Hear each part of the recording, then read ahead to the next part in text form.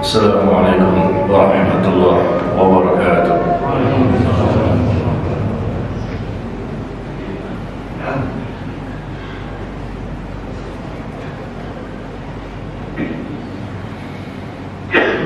Innal hamdalillah nahmaduhu wa nasta'inuhu wa nastaghfiruh wa na'udzu billahi min shururi anfusina wa min sayyiati a'malina. Man yahdihillahu fala mudilla lahu wa man yudlil fala hadiya lahu. Asyhadu an la ilaha illallah wahdahu la syarika lahu wa asyhadu anna Muhammadan 'abduhu wa rasuluh sallallahu alaihi wa ala alihi wa sallam. Ya ayyuhalladzina amanu taqullaha haqqa tuqatih wa la tamutunna illa wa antum muslimun, amma ba'd. Kaum muslimin yang berbahagia, kita kembali berkumpul di salah satu rumah Allah untuk memenuhi panggilan dari Allah Tabaraka wa Ta'ala, menunaikan ibadah salat Jumat secara berjamaah. Kita bersyukur kepada Allah masih diberikan kesehatan, kesempatan, keluasan waktu serta nikmat lainnya untuk bisa melaksanakan kewajiban ini, dan mudah-mudahan kita selalu menjadi hamba Allah yang senantiasa bersyukur kepada Allah selama hidup dan kehidupan kita di muka bumi ini. Kaum muslimin yang semoga kita dirahmati oleh Allah, kita secara pribadi berusaha untuk menjadi lebih baik. Kita menuntut ilmu, kita belajar tentang agama kita, kita ingin mendapatkan informasi sebanyak mungkin tentang Islam yang kita yakini sebagai agama yang sah di sisi Allah, sehingga berjalannya waktu, insya Allah iman kita pun semakin bertambah, ilmu bertambah, dan mudah-mudahan amal kita pun semakin bertambah. Sekali lagi, karena kita ingin mengupgrade, ingin berusaha agar diri kita menjadi lebih baik. Tetapi terkadang, mohon maaf, ada satu perkara yang kita lupakan, satu perkara yang ternyata banyak dilupakan oleh kaum muslimin. Mereka sibuk untuk memperbaiki dirinya, ya ini suatu kebaikan sebetulnya, ya, tetapi lupa dengan hal lain yang juga merupakan kewajiban mereka sebagai seorang muslim. Apa itu? Kewajiban mereka untuk mendidik, membimbing, dan mengarahkan anak-anaknya untuk bisa menjadi anak yang soleh dan solehah. Di satu sisi orang tua, terkadang kita lihat mereka semangat berangkat ke masjid dari subuh sampai isya. Mereka semangat untuk menuntut ilmu, mereka mendatangi majelis ilmu, mereka membaca buku, membaca Al-Quran dan lain-lain, baik sebagai seorang bapak maupun seorang ibu, karena mereka berkewajiban untuk memperbaiki dirinya, menjadi berkualitas keislamannya. Tetapi sekali lagi kita lihat dengan mata kepala kita sendiri, tidak sedikit kaum muslimin yang menyia-nyiakan anaknya. Mungkin orang tua itu terlihat soleh dan solehah, mungkin orang tua itu menjadi orang yang semakin dekat kepada Allah, tetapi anaknya kita lihat, mohon maaf ya sekali lagi, saya tidak menyinggung seseorang, tetapi ini permasalahan kita semuanya. Kita lihat anak kita di rumah, yang laki-laki maupun yang perempuan, apakah mereka semakin bertambah imannya? Apakah mereka semakin bertambah ilmunya? Apakah mereka semakin bertambah semangat mereka untuk mengamalkan Islam dan sunnah Nabi SAW? Tidak sedikit kita lihat di masyarakat, ternyata orang tua tidak memperdulikan anaknya, padahal mereka berkewajiban untuk mendidik mereka, membimbing mereka, mengarahkan mereka, menjaga mereka, melindungi mereka. Dan kewajiban ini bukan sehari dua hari, sampai mati.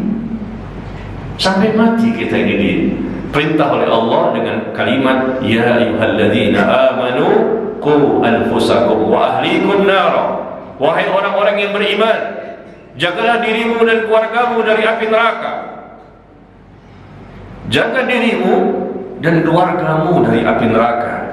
Jadi Allah tidak hanya memerintahkan kita saja untuk dijaga imannya, dijaga agamanya, dijaga pemahaman tentang agama secara benar dan mengamalkan, tetapi juga Allah perintahkan untuk menjaga keluarga kita.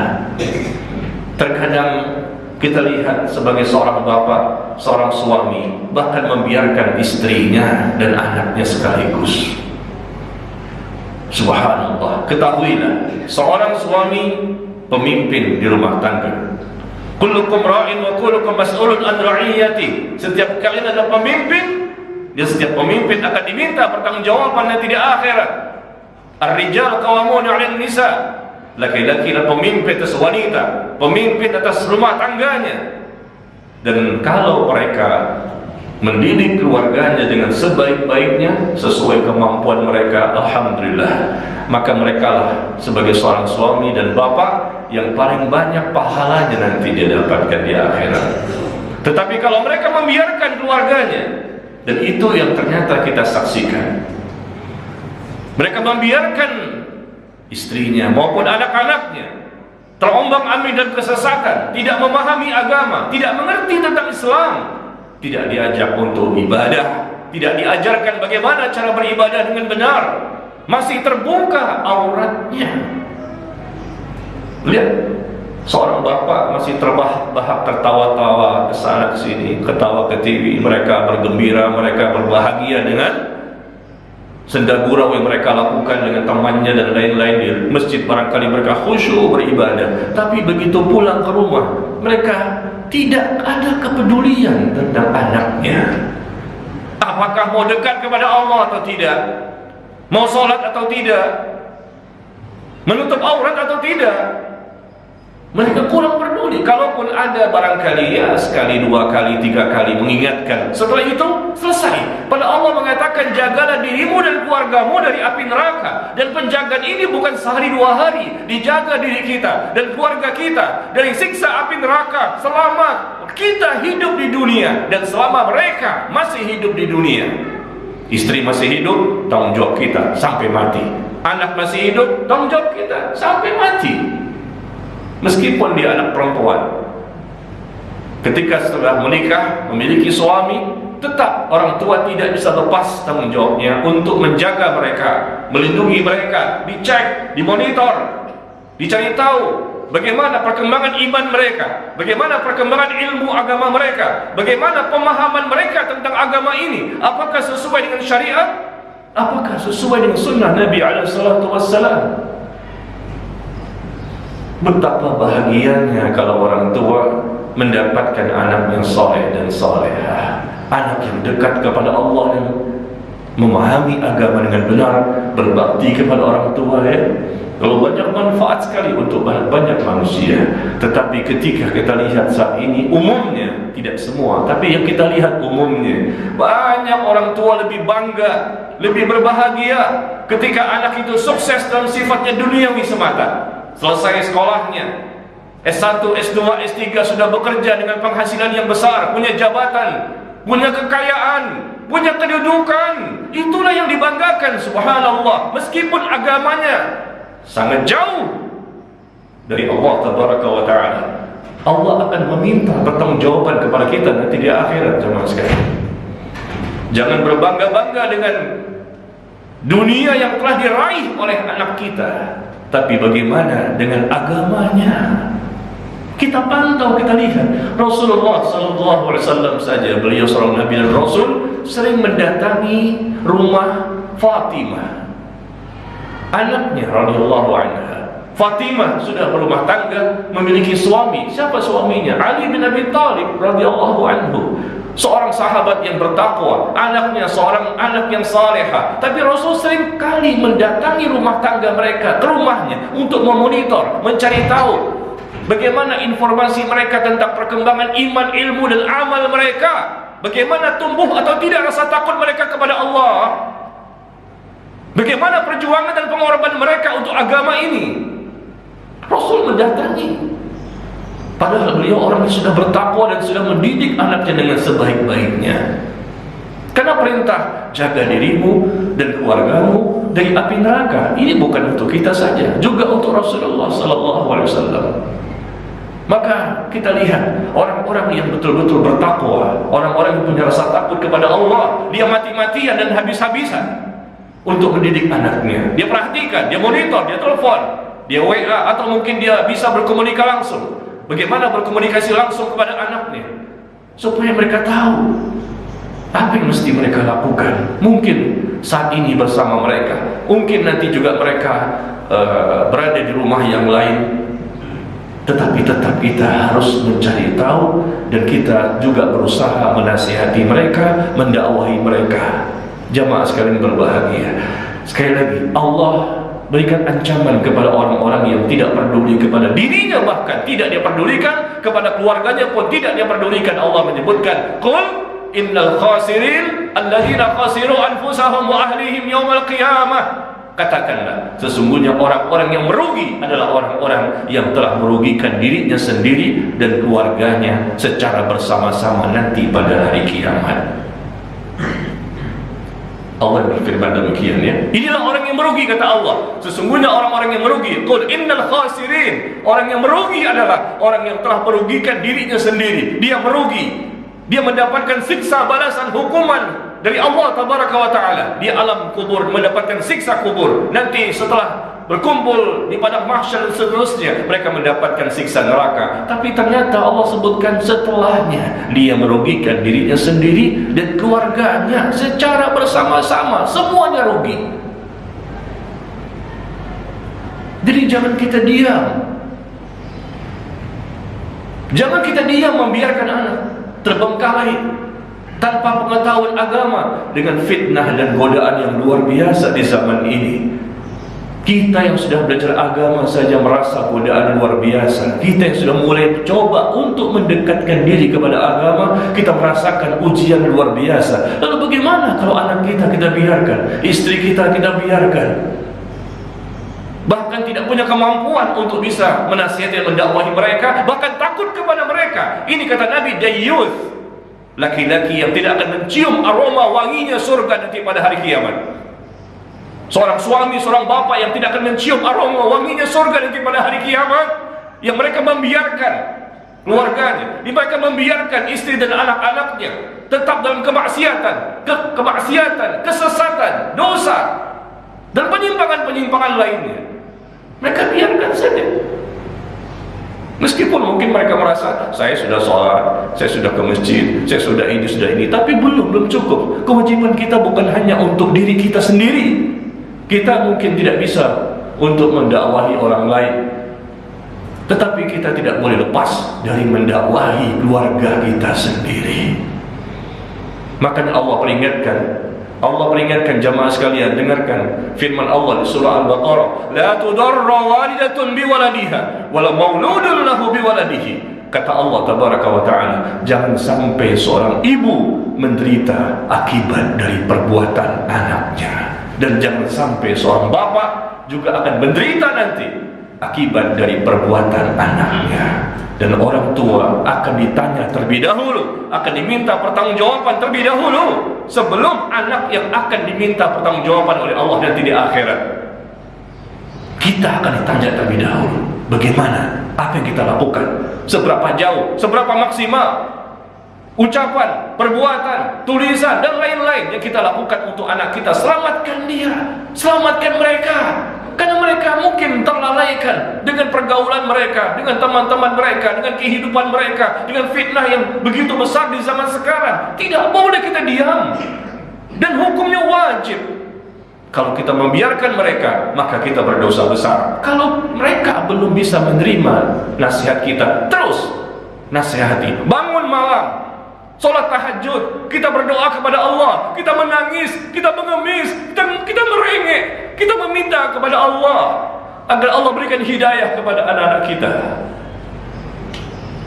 Anak yang sangat kita cintai, kita kasihi, dan kita rindu untuk bertemu dengan mereka. Mereka darah daging kita, dan mereka lah penerus estafet kita. Mereka lah buah hati kita. Mereka penyejuk pandangan mata kita dan hati kita. Dan mereka nanti kalau soleh dan solehah bisa mendoakan kita ketika kita sudah meninggal dunia. Dan bahkan mereka bisa memberikan syafaat kepada kita sebagai orang tua, sehingga akhirnya kita pun masuk ke dalam surga. Tapi kalau orang tua tidak peduli kepada anaknya, tidak memberikan perhatian, tidak memberikan pendidikan, tidak memberikan sesuatu untuk mereka agar mereka menjadi lebih baik, maka bisa jadi orang tua tersebut akan mendapatkan siksa kubur. Siksa kubur menanti bukan hanya dosa-dosa seperti riba atau zina atau minum khamar saja, tapi juga akibat dari kelalaian tidak mau mendidik anak, padahal itu kewajiban seumur hidup. Selama kita masih hidup, tidak boleh lepas tanggung jawab kita untuk mendidik mereka. Semoga Allah kuatkan kita untuk mendidik anak-anak kita, dan semoga Allah memberikan hidayah kepada mereka sehingga kita dan mereka Allah selamatkan di dunia dan di akhirat. Aqulu qawli hadza wa astaghfirullah li wa lakum.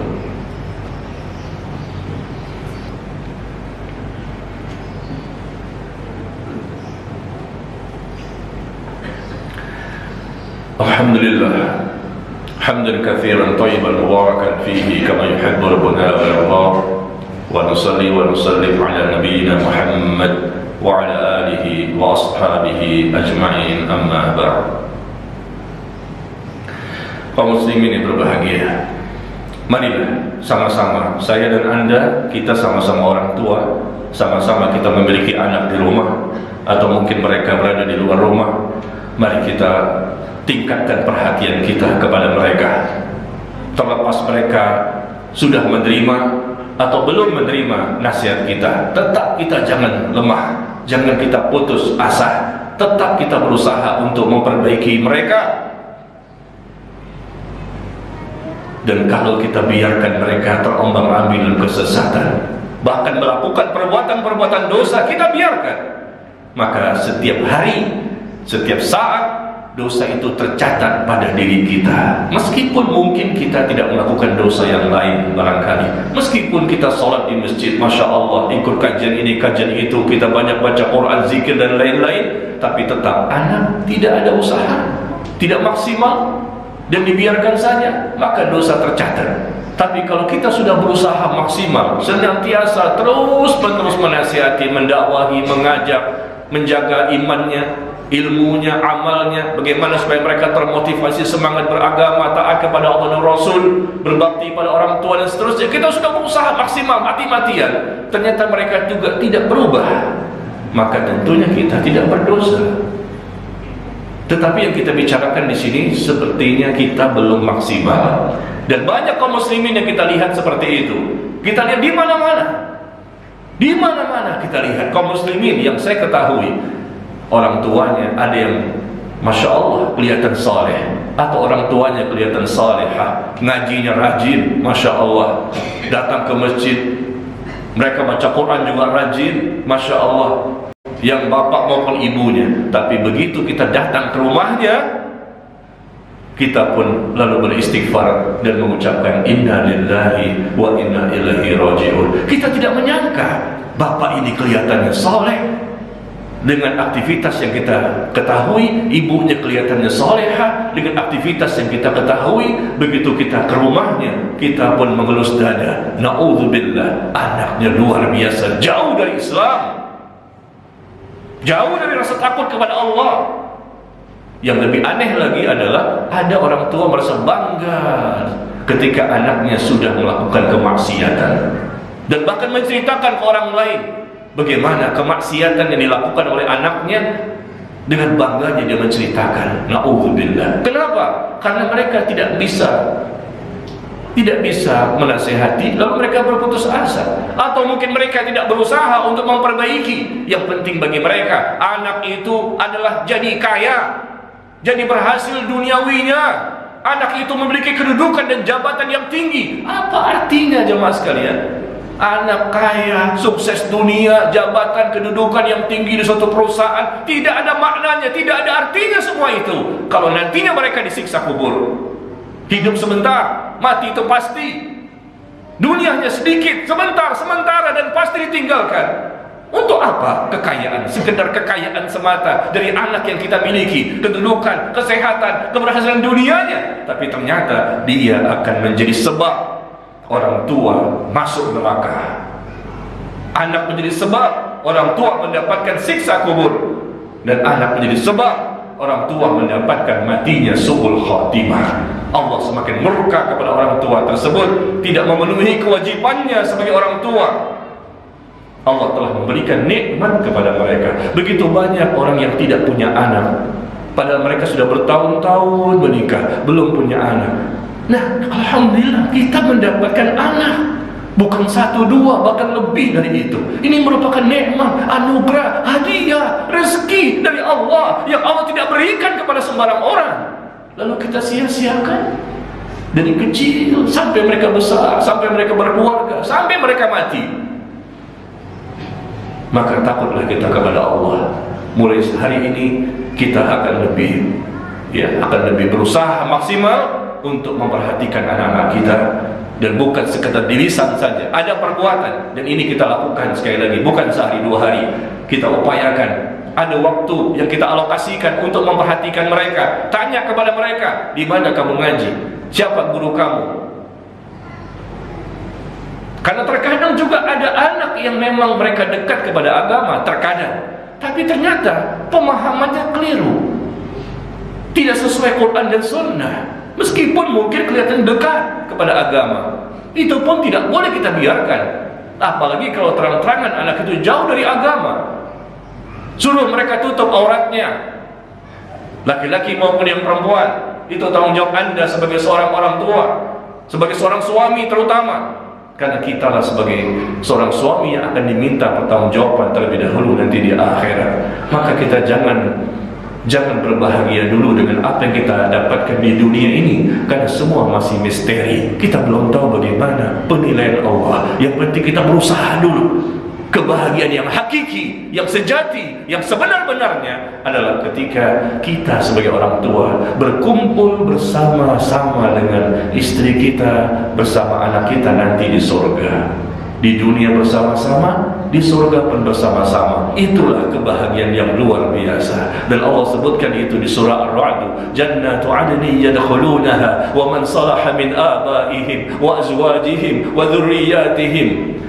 Allah masukkan mereka ke dalam surga Aden, yang mana mereka masuk ke dalamnya bersama siapa? Dengan bapak-bapak mereka, dengan anak cucu mereka, dengan pasangan hidup mereka. Mereka semuanya Allah masukkan ke dalam surga Aden. Subhanallah, kenapa bisa seperti itu? Karena mereka selama di dunia sama-sama berusaha mati-matian dan habis-habisan untuk menjadi hamba Allah yang Allah cintai. Walladzina amanu wattaba'athum dzurriyyatuhum biiman alhaqna bihim dzurriyyatahum. Allah menjanjikan orang-orang yang beriman, akidahnya benar, dan dia buktikan dengan amal saleh, dengan mengikuti syariat, mengikuti sunnah Nabi SAW, dan anak-anak mereka pun kata Allah juga beriman. Akidahnya juga benar, punya rasa yakin dan takut kepada Allah. Alhaqna bihim dzurriyyatahum. Kami kumpulkan mereka, orang tua ini dengan anak mereka masing-masing nanti di surga secara bersama-sama. Mudah-mudahan kita termasuk di dalamnya.